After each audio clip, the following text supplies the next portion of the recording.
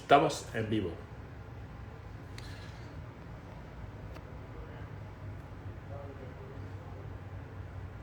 Aquí estás, listo.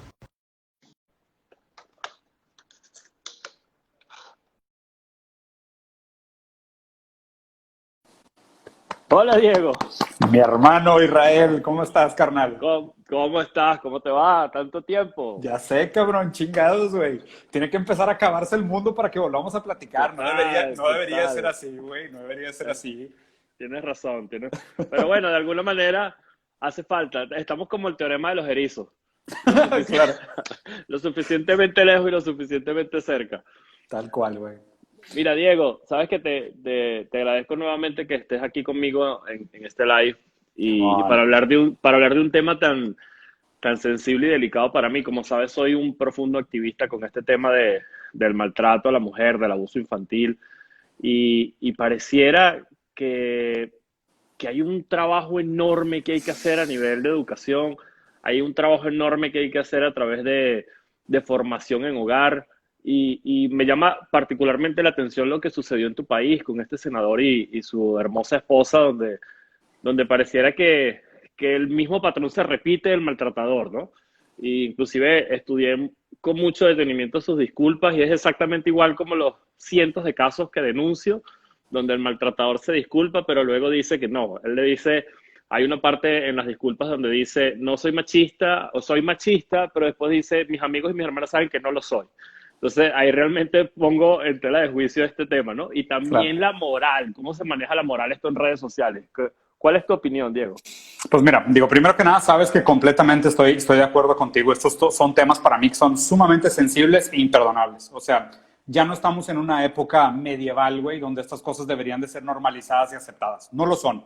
Son sumamente tachables, son inaceptables y mientras más pronto la gente se dé cuenta que este tipo de discursos y este tipo de comportamientos no tienen lugar en esta época, mejor podemos avanzar y más rápido podemos salir adelante. Entonces, tú sabes que yo estoy 100% de acuerdo con esto, de acuerdo contigo, en el maltrato de la mujer, la violencia infantil, son temas que no tienen excusa, ¿ok?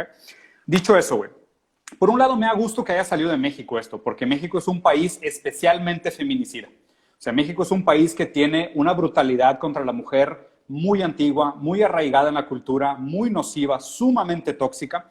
Es un país donde a través de la cultura se perpetúa el hecho de que la mujer es víctima y ni siquiera sabe que es víctima, porque está en un contexto y en un estigma social donde ni siquiera es capaz de admitir que el estilo de relación en la que está es abusiva. O sea, ella ni siquiera, a veces ni siquiera tiene las herramientas de lenguaje o culturales o de autoconocimiento como para saber que está en una relación de abuso. Y entonces es sumamente complicado cuando sucede uno de estos casos públicos porque te das cuenta dónde está esta normalización del maltrato. Y ahí me parece que es puntual y necesario que hagamos este tipo de comentarios, que quede en evidencia que este tipo de comportamientos no son normales, no son morales y no son aceptables. Tomando palabras que creo que se llama Carolina Hernández, la mexicana que hizo el video que posteé, Sí, donde ella dice que al final terminan pidiendo disculpas. Y tengo una amiga que se llama Adriana, que es psicóloga, uh-huh. donde ella tiene una visión particularmente interesante. Ella dice que sus pacientes, primero que la mayoría de los casos, por no decir su totalidad, el agresor nunca cambia, siempre pide perdón y esto pareciera que es una especie de droga donde esa reconciliación hace Uh-huh. entrar en otra vez en un estado de éxtasis a la pareja y de tranquilidad y de bienestar y de felicidad después del maltrato, ¿no? Pero ella dice que particularmente ella trata de hacerle ver a las personas, sobre todo a las mujeres que van por maltrato, que existen dos personas, el que dice, el que ella ve bajo el cristal del yo te amo, que pareciera que distorsiona todo, Uh-huh. distorsiona todas las acciones del agresor, Uh-huh. y las características propias del agresor. Entonces, ¿qué es el ejercicio que ella hace? Ella trata de que estas personas o estas mujeres maltratadas traten de identificar las características de la persona desde el punto de vista de afuera, desde su comportamiento y no desde el lente como ella lo ve que es desde el amor. Entonces pareciera que coincido contigo que hay un tema de educación, porque muchas veces las mujeres ni siquiera saben que están siendo maltratadas, como pasó el caso de esta hermosa mujer que se disculpa por mostrar una rodilla, que Claro. pareciera increíble. Claro. Mira, aquí creo que hay dos cosas que sería interesante platicarlas. Primero está el caso individual y después está el efecto social que tiene el caso individual, ¿ok? Porque, a ver, si nos fuéramos a por qué una mujer entra en una relación abusiva y tóxica, es muy difícil generalizar. Tendríamos que casi creo hacer un análisis caso por caso, porque cada relación es una dinámica única entre dos personas que por diferentes circunstancias entraron en un intercambio afectivo. ¿Okay? Entonces es muy difícil decir, oye, ¿sabes qué? No deberías de hacer esto para evitar relaciones tóxicas. Nunca sabes, porque también es verdad que algunas mujeres entran en relaciones tóxicas porque existe un goce en la relación tóxica. O sea, y goce desde el lado psicoanalítico es este placer que se vive a través de lo displacentero. Es, oye, si tú aprendiste en tu núcleo familiar que el amor es algo que se transmite a través de la violencia, probablemente si nunca hablas de eso, si nunca te mueves del lugar, si nunca vas a terapia, si nunca te confrontas con ese entendimiento de que el amor es algo fundamentalmente violento porque lo aprendiste en tu casa con tus papás, la probabilidad de que después crezcas y busques parejas tóxicas y violentas es muy grande. Entonces, tú sabes, mi filosofía, más bien, una de mis filosofías para entender el comportamiento del mundo es el materialismo histórico y el materialismo dialéctico, que es las condiciones materiales de las personas crean sus superestructuras ideológicas. Entonces, si tú naciste en un contexto de violencia y tú aprendiste que las parejas se tratan con violencia, pues las probabilidades de que tú perpetúes este ciclo de tortura y violencia dentro de las relaciones es muy grande. Para que esto se deje de suceder en un contexto individual, porque de nuevo, cada caso es un caso, es importante que muevas tu posición subjetiva. Y el movimiento de una posición subjetiva se da a través de la educación, a través de la terapia, a través del autoconocimiento, a través de la lectura, a través del pensamiento crítico, ¿no? Esto es de forma individual. Pero en este caso, ¿por qué es tan impactante? Porque no estoy aquí para hablar específicamente de él o de ella, sino que de él y de ella como figuras públicas. Y lo que el hecho público comunica para el público que lo percibe como un tercero. ¿Qué es lo que pasa con las personas que se exponen o deciden exponer sus vidas al público? De alguna manera, tú le estás diciendo a la gente, así es como yo me comporto. Si ustedes son mis seguidores, pues deberían de seguir mi ejemplo. Entonces, ¿qué le estamos enseñando a la sociedad? Invariablemente de que entre ellos dos la dinámica pudiera ser una perversión donde este juego tóxico de estiro y aflojo y objeto de pertenencia y tú eres mi mujer, ¿sabes? O sea, tu esposa como si fuera una pertenencia a un objeto, que es algo medio perverso, pero a lo mejor es parte de su juego, a lo mejor entre ellos funciona. El problema es que si sacas eso de contexto y lo usas como un ejemplo a ser seguido por un país entero, por los miles de personas que lo siguen, es un mensaje que puede ser no solo nocivo, mortal. Mortal. Por eso me llamó mucho más la atención del hecho de que ellos hayan expuesto un momento de intimidad, ya sea,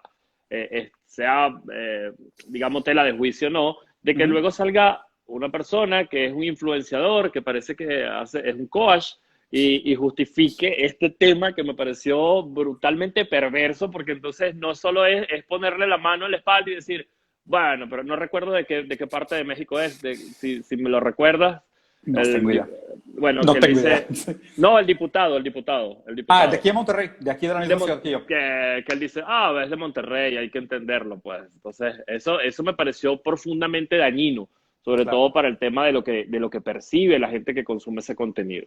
Claro, y es una ciudad que está muy arraigada en valores muy conservadores, sumamente retrógradas, ¿sabes? O sea, Monterrey es una ciudad sumamente retrógrada en general, o sea, es una ciudad que carece mucho de cultura, se sabe entre palabras y en silencio la gente se dice que es una ciudad que está atrapada en el pasado. Hace poco hubieron todavía conversaciones para el Estado para prohibir el aborto. O sea, es una ciudad que está atrasada en muchos sentidos, y en el sentido del machismo principalmente. Y ese machismo se perpetúa no solo por hombres, sino por mujeres también a grandes rasgos. Porque es una estructura patriarcal, es una estructura de poder, es una estructura que glorifica el dinero sobre todas las cosas, y es como que, mira, y es una frase de aquí local, en este pueblo todo se te perdona menos ser pobre.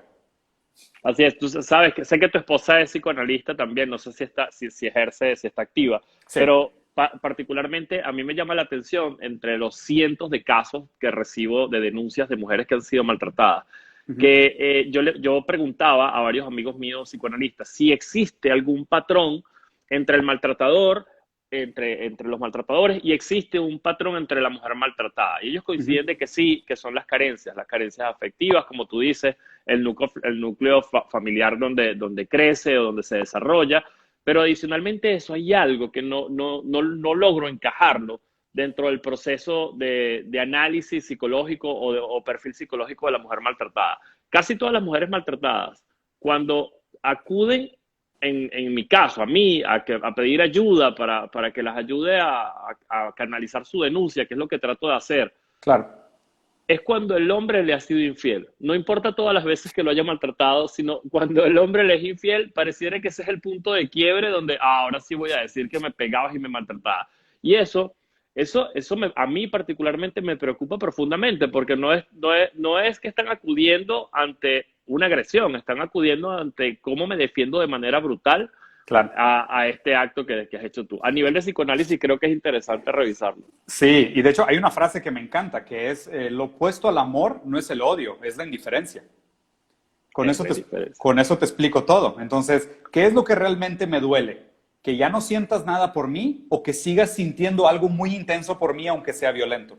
¿Sabes? Porque mientras continúe existiendo un vínculo emocional entre una pareja, y sobre todo si la relación ya es tóxica, pues esa toxicidad sigue manifestándose, aunque sea de una manera muy retorcida. Que funcione o no funcione para la pareja, pues ya es otra cosa, ¿no? Pues tiene mucho que ver con los valores, con la que la persona entiende o es capaz de tolerar, pero la indiferencia, o sea, el de ser sustituido como objeto de deseo, eso sí para mucha gente es completamente intolerable. Entonces, ahí es donde sienten una verdadera traición, un verdadero abandono, porque el objeto muerto es el objeto deslibidinizado. Y el odio sigue siendo un tipo de libido. O sea, es un libido negativo, pero hay mucho libido puesto en ti, ¿sabes? O sea, porque la línea entre una nalgada y el sexo puede ser muy tenue. O sea, y puede pasar de ser perversión a ser algo divertido, dependiendo de la pareja y dependiendo del contexto. O sea, estas reglas son muy grises. O sea, no hay un blanco y negro per se entre cuatro paredes en una pareja que esté consintiendo lo que está sucediendo. ¿Me explico? Entonces, en todo ese sentido, creo que el peligro es cuando estos juegos de manipulación escalan y se salen de control, ¿sabes? Porque si tu pareja depende de este juego violento para mantener el libido encendido, y es de que, oye, pégame más fuerte, papi, ¿sabes? Trátame más mal, porque así sé que tu amor por mí, y se vuelve este tema de peleamos tan duro que después cuando volvemos la emoción es directamente proporcional al odio o a los golpes que nos dimos antes. Eso es una pareja que todavía tiene una emoción muy libidinal, o sea, es una relación muy intensa todavía. El problema de la traición es como que chingados, güey. Ya ni siquiera has de pensar en mí. Deja tú para bien o para mal, ya no piensas en mí. Y eso sí puede ser intolerable, sobre todo si estabas secuestrado en una relación de alta toxicidad. Entonces yo creo que ahí está la explicación, que es lo opuesto al amor no es el odio, es la indiferencia. Sí, sabes que yo tengo una amiga también psicoanalista que se llama Irene Speech, que respeto mucho, y ella dice que cuando entra una pareja a su consulta, la posibilidad de rescatarla es proporcional al nivel de ira con el que entre. Es decir, que mientras entren peleando con más fuerza, hay mayores probabilidades de rescatar esa pareja a que cuando existe una absoluta indiferencia. Dice que cuando existe indiferencia, ya es por esa pareja no hay nada que hacer. Pero esto me lleva a otro tema. Leí algunas estadísticas del video que publicó Carolina, donde decía que no creo que estemos muy divorciados México y Venezuela con estos números, que el 84% de los casos de violencia no son denunciados. Exactamente. Es decir, la mujer vive la violencia en casa, que con la pandemia se ha exacerbado porque aumenta las horas de convivencia o el número de horas de convivencia. Y entonces pareciera de que existe también un vacío jurídico, no sé cómo se maneja en México, en Venezuela, si una mujer no tiene unas lesiones graves, denuncia y le dan una especie de orden de alejamiento, pero acabamos de tener un caso donde una mujer denunció 3 veces el orden de alejamiento y luego el amante termina matándola y termina asesinándola. Entonces pareciera de que hay como un túnel o hay un vacío profundo que se combina perversamente lo que es la falta de educación en las niñas del hogar, la doble moral, los valores sociales, pero también con un vacío jurídico. Entonces, es decir, ¿por dónde empezar? ¿Cuál crees tú que sea tu opinión? Porque tal vez la educación en casa es algo a largo plazo, pero hoy, a esta hora, ¿qué podemos hacer para ayudar a todas estas mujeres maltratadas? Clave tu pregunta, clave. Imagínate, México es un país que tiene 99% de impunidad, 99%. O sea, ¿cómo puedes confiar tú en un sistema social o de seguridad, del contrato social de Rousseau, si existe un 99% de impunidad? ¿Okay? Entonces, vamos a suponer, si superaste todos los estigmas sociales, los de educación, y metiste una denuncia, todavía tienes un 99% de posibilidades de que no pase absolutamente nada con tu caso. Entonces, casi creo, la mujer está condicionada a pensar, me voy a exponer, porque si lo llego a denunciar, prácticamente le estoy tirando una patada a la colmena de abejas para que se vuelva todavía más violento, porque estoy escalando la situación. Entonces, es un riesgo inclusive denunciar, porque puede ser no solo el estigma de la pareja, sino puede ser mal visto familiarmente, de que, ay, tú sabes que es así, cuando te casaste con él tú ya sabías, ¿por qué lo estás denunciando? Está toda la presión social estúpida, y ahí es donde me preocupa mucho. Mira, contestando a tu pregunta, de nuevo, con mi filosofía, mi entendimiento de que no cambia nada si tratamos de cambiar solo las ideologías, si no trabajamos al mismo tiempo con las estructuras materiales. Yo creo que tiene que existir un trabajo en paralelo. O sea, primero, no sirve de nada si nosotros solo trabajamos en la educación y al mismo tiempo no le proporcionamos un marco legal a la mujer para que tenga mayor libertad y mayor igualdad. Entonces, tienen que suceder ambas cosas a la vez. Yo creo que sí tiene que existir una presión sistemática para que las leyes hagan un muy necesario alcance de cómo está el pensamiento social versus cómo están las estructuras jurídicas, y a la par tenemos que trabajar fuertemente en la educación y en lo cultural. Y aquí es donde, por ejemplo, me encanta que este caso tenga que ser usado como ejemplo, y mientras más salgan, y ahorita me gustaría brincar el tema de la cultura del cancelamiento. Es importante que exista este tipo de conversaciones. ¿Por qué? Porque si una figura pública lo hace y alguien todavía se atreve a defenderlo y decir que no pasa nada, es un momento de machismo, se equivocó, ¿para qué la hacen de pedo? No fue tanto, nada más le dijo que bajara la pierna. No, exactamente porque es figura pública y exactamente porque lo que está perpetuando es una cultura que condesciende el maltrato de la mujer, exactamente por eso se tiene que atacar y por eso tiene que ser imperdonable este tipo de hechos. Si tú decidiste ser figura pública y vienes a cometer este tipo de actos en público, mereces ser criticado y demonizado en público. Y no solo cancelado, porque ser solo cancelado sería como la pena de muerte. No, no tienes que ser cancelado. Tienes que ser martirizado en plaza pública, humillado en plaza pública, arrastrado por plaza pública, atomatado en plaza pública, para que tu ejemplo quede como un estigma social y la demás gente vea, aún las figuras públicas, cuando abren la boca de manera equivocada, de manera machista, de manera déspota, de violenta, todo el mundo tiene la capacidad moral de exigir que ellos actúen de la mejor forma. Es lo que tenemos que hacer. O sea, Simón Bolívar lo decía y en muchos lugares se dice, si los tres poderes son ejecutivo, legislativo y judicial, el cuarto poder o son los medios, que hoy son redes sociales, o es la moral del pueblo. Si nosotros no tenemos moral y no usamos los medios para decir lo que está bien y está mal, estamos condenados a los tres poderes y ellos cumplen el 1% de cada 100 casos. Y yo creo que, tomando tu palabra, Diego, lo que más me preocupa acá, esa doble moral que sucede y que hoy en día, como la comunicación cambió para siempre, las redes sociales te permiten interactuar directamente con la opinión. Cuando leía los comentarios de este influenciador defendiendo esa posición machista y porque está bien, es de Monterrey, que se le puede decir, está bien, mucha gente apoyando ese tema. Aquí en Venezuela acaba de resonar un caso profundo de una joven de 18 años que vivía en Trinidad y Tobago y tomó un Uber, un taxi, y fue violada, apuñalada, y tuvo que fingir su muerte para poder sobrevivir, ¿no? Entonces, lo que me aterra es lo que se lee en las redes sociales de justificarla. Bueno, pero es que se vestía muy sexy, es que realmente mira las fotos que tenía en Instagram. Y eso de verdad a mí, Diego, me aterra profundamente porque yo creo que la descomposición social, moral y tal vez de estructura, yo creo que nos va a repercutir durante muchísimos años y a largo plazo, porque esa es la nueva generación que se viene levantando y viene con una estigmatizada de justificar lo imperdonable, como lo hace este influenciador que justifica tal vez este machismo. Yo no sé hasta qué punto se le puede dar la vuelta a eso. Mira, son dos cosas. Primero, este influenciador que está defendiendo lo que pasó, la pregunta que se tiene que hacer es la de Nietzsche, cui bono, ¿sabes? ¿El qué gana con defender? O sea, la pregunta es ¿por qué saldrías a público a hablar sobre el tema? Nosotros claramente estamos saliendo al público a hablar del tema porque es una agenda social que hemos defendido durante mucho tiempo y es parte de nuestras convicciones, casi como lo que te mencionaba del anti-bullying, ¿sabes? O del bully de los bullies. Entonces, o sea, en ese sentido hay una responsabilidad moral y hay una intención ética con lo que estamos haciendo. La pregunta es él por qué lo sale a defender. Y él sale a defenderlo específicamente hablando criticando la cultura del cancelamiento, ¿sabes? Como, y de hecho, o sea, normalmente no escucho sus videos porque tú sabes que me hace una pérdida de tiempo, jamás los vería, pero la neta me bombardearon, güey. Y como tú lo posteaste, también me puse a investigar. Y hay un momento donde dice algo como... pues nosotros las figuras públicas que nos arriesgamos a hablar en público podemos cometer errores, pero mínimo tenemos el valor de hablar en público. Ustedes que nos critican, que no son nadie, pues porque te estás criticando porque tú no tienes nada que perder. Sal al público. Y creo que complementa, dice, porque tenemos algo de fama y dinero. Exacto, sí, obviamente, ¿no? Ahí está mucho la ideología que sabes que detesto, güey. Pero pues obviamente está este tema de, no, o sea, pues ustedes son unos nadies, ustedes está bien fácil criticar desde su anonimato, nosotros como figuras públicas, pobrecitos que nos exponemos y nos quieren crucificar y castigar cuando decimos una estupidez en público. Obvio, si tú decidiste tener la vida pública, estás asumiendo ambas partes. Estás asumiendo el hecho de que si dices algo bien, quieres que te aplauden, que eres como un simio que bailas cuando la gente te aplaude porque qué bonito hablaste, pero cuando dices una estupidez, pues también tienes derecho a que la gente te critique. Y es más, admite que te equivocaste. Perfecto. El problema, ¿sabes cuál es? Que el populismo y sobre todo la política no permite errores.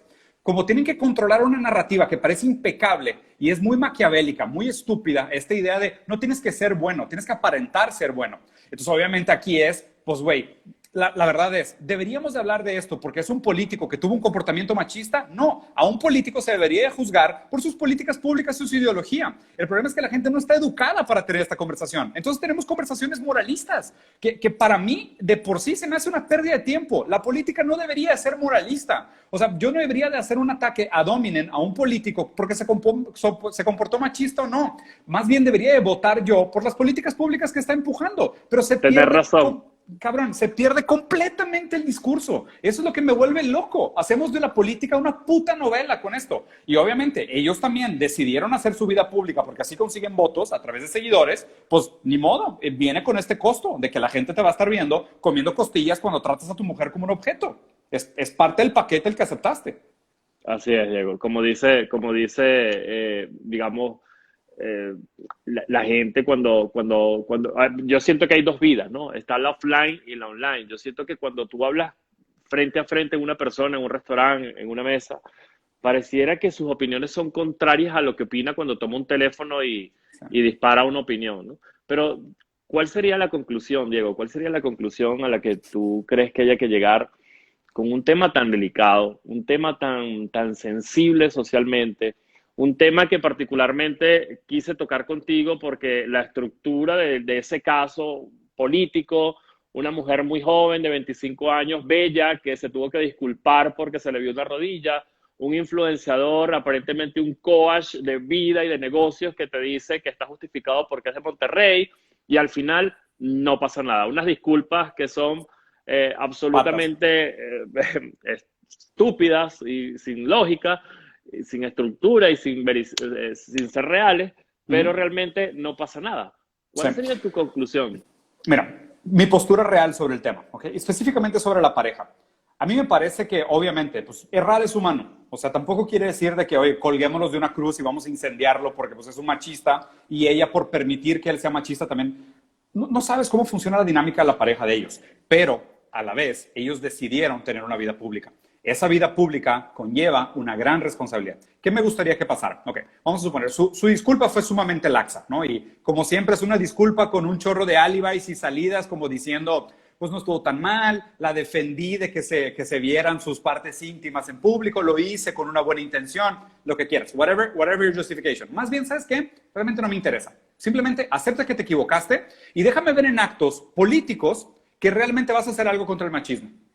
Perfecto, eso debería ser la exigencia. Debería decir, ¿sabes qué? Ahora que ya mostraste que tú tienes alguna predisposición individual a caer en estas cosas del machismo, por más que tú sepas que fue un error, que te arrepientes, lo que tú quieras, qué bueno que te arrepentiste, qué bueno que admitiste que sea un error, déjame ver en políticas públicas qué vas a hacer al respecto. O sea, déjame ver en papel qué vas a hacer al respecto, ¿ok? ¿Por qué? Porque tiene que haber una conexión entre la praxis y la teoría. Porque si es solo teoría sin praxis, pues ¿de qué sirve, no? O sea, si yo dijera que soy muy moral y no llevo mi moral a la praxis, pues eres muy buena en teoría, pero no haces nada en práctica. Entonces, muy bien, disculpas públicas, perfecto, admitiste tu error, tu excusa estuvo quebrada, lo que tú quieras, criticable, llévalo a la práctica. Eres político, asumiste la vida pública. Tú y tu esposa son figuras públicas que tienen miles de seguidores. Lo mínimo que pueden hacer es usar esta fama y esta atención que están recibiendo para hacer algo al respecto en el país más feminicida del mundo. Ahí es donde quiero ver los resultados. No en bla, bla, bla, no en novelitas, no en ataques a la cultura de la cancelación, no en ponerse de amiguitos con otros influencers y figuras públicas. No, actos, papá. Llévalo a la política. Lleva a la política pública, defiende mujeres de verdad. Cambia una ley que tenga un impacto real sobre cómo las mujeres son asesinadas y violadas en Latinoamérica. Y ahí sí habrás hecho algo con el ejemplo y la oportunidad que te dieron. Porque, a ver, un político inteligente aprovecharía la opinión y aprovecharía el spotlight. ¿no? Es el momento para decir, ¿sabes qué? Reconozco mi error y en base a esto, mi principal éxito de campaña va a ser trabajar con esto de mejorar las condiciones de la mujer, porque yo también me di cuenta que tenía un punto ciego en el tema del feminismo. Úsalo a tu favor. Así es, al final la política se resume en tener resultados y no en tener razón, Diego. Totalmente. Diego, te mando un abrazo y tenemos pendiente otro live. Pero por supuesto, cuando tú quieras, ya sabes que yo he encantado de la vida y de lo que sea la conversación. Te mando un abrazo, Diego. Querido, cuídate mucho.